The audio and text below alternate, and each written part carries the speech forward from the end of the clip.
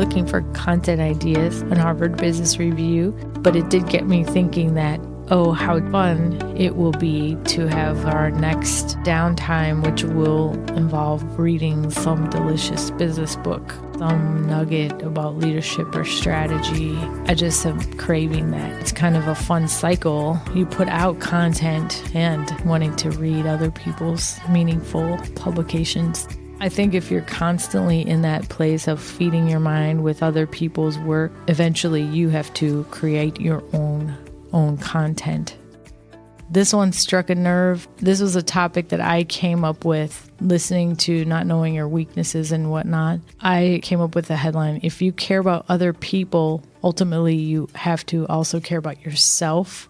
They're natural born self-promoters. They do what they do. They have a different set of issues. But for me, where I'm coming from, my history, it tends to be about other people a lot. It's a false narrative is what I'm learning. In a moment of vulnerability, I can tell you that if I do care about other people, I ultimately have to care about me, Sydney, and what I need to work on. If I'm not dealing with myself ever, it's ultimately going to be a liability to us and to our relationship and to our business. Right? Like what we talk about with leaders having weaknesses, being unaware of their weaknesses. I, too, have to make sure I'm keeping a tidy shop, my internal life. Like what we were saying, it's not the end of the world if you're in a leadership role, an executive position, whether it's at an enterprise level or if you're just running your own solopreneur offering. If you're not aware of your weaknesses, it's not the end of the world, right? There's a way to go. There's a solution for you, which might involve first identifying the problem.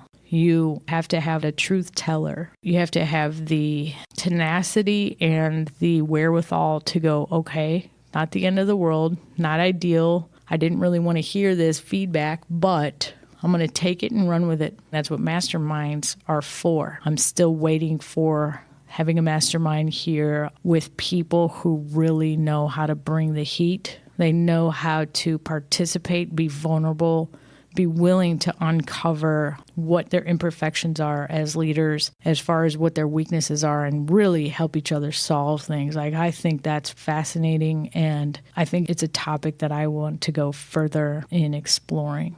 I might have an advantage in a mastermind situation given my current state of mind and my openness to my own flaws and greatness.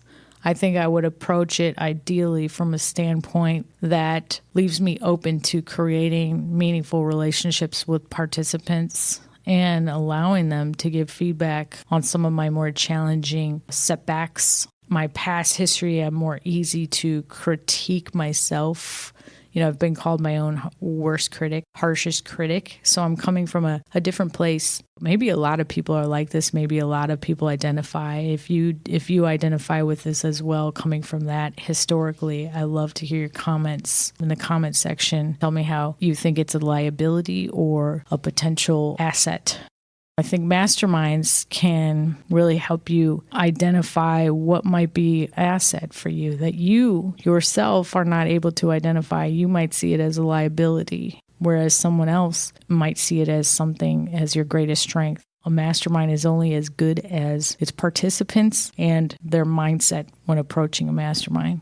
Potentially, someone could be at a $50,000 a year mastermind with their competitor. And so I guess you'd want to go into that with a strategy that says, hey, look, I'm going to try to address my most pressing issue and competitors be damned. I don't care if they know that I have this particular weakness. I don't care if they know they see this thing in my books that might make me look more vulnerable. I don't care if they know that I have a history of XYZ. You can be someone who is so fiercely about your own success that you do not even care if your competitor sees your most vulnerable, soft underbelly of who you really are. And I think that having that mindset going into any situation, especially a mastermind, is ultimately going to make you a successful participant.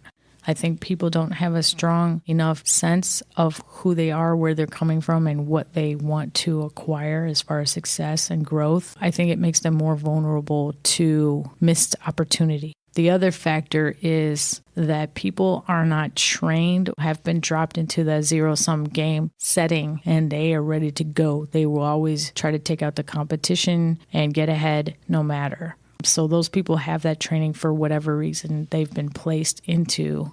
And then there are others who seek out that type of opportunity for themselves. They're, I guess, autodidact. They are self-taught. I'm going to make it no matter. If I don't have the formal MBA training, etc., I'm still going to go crush it because I believe I can. I believe I have a unique way of looking at the world.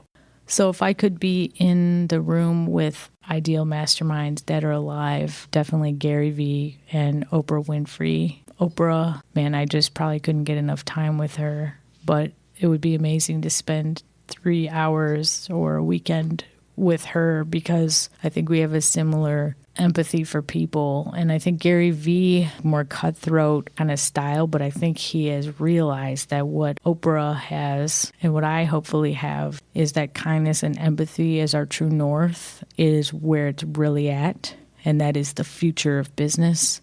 So for sure, those two participants.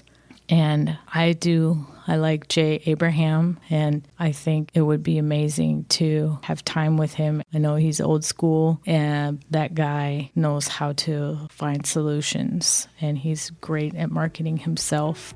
Key takeaway and reflection, you have the opportunity to change your mindset into growth, profit, innovative solution focus for yourself. You do not have to be restricted by where you've come from in the past. And hopefully listening to this podcast will help you enter into your next event, meeting, email, or whatever it is, text with someone, interaction online, where you are viewing it as an opportunity. It does start with your brand and your mindset and how you approach every moment. You've been listening to the Social Strength Founders Podcast by Sydney Washington as she breaks down her assessment of our company, our performance, and next step.